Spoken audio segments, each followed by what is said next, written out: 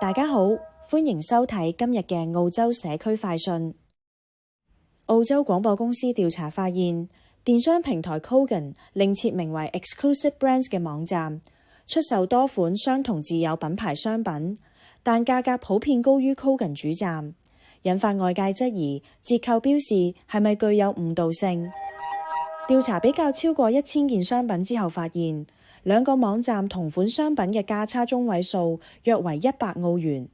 部分商品差距更接近4000澳元。例如一款100寸電視喺 Exclusive Brand 售價近7000澳元，喺 Kogan 主站則售3199澳元。前澳洲競爭同消費者委員會主席表示，若較高價格並非真正市場售價，而只係作為折扣比較基準，情況可能涉及誤導消費者，應由監管部門進一步調查。Kogan 則否認有任何不當行為，表示不同銷售渠道採取不同定價策略，屬常見做法。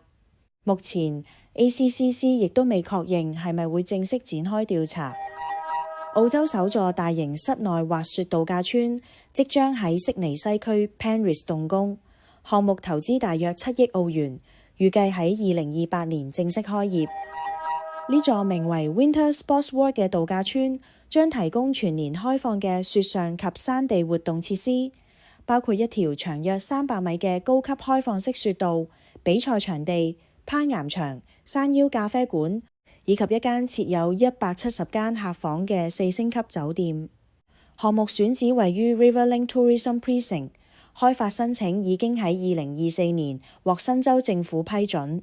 預計每年可以吸引超過100萬名訪客，創造約1350個長期旅遊業職位，並每年為當地經濟帶來約2億2200萬澳元收益。開發方表示，首階段工程將興建造雪系統及相關基礎設施，並會兼顧環境及文化因素，向實現淨零碳排放嘅目標發展。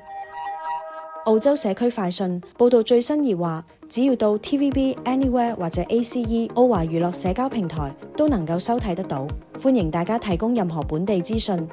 我哋下次再見。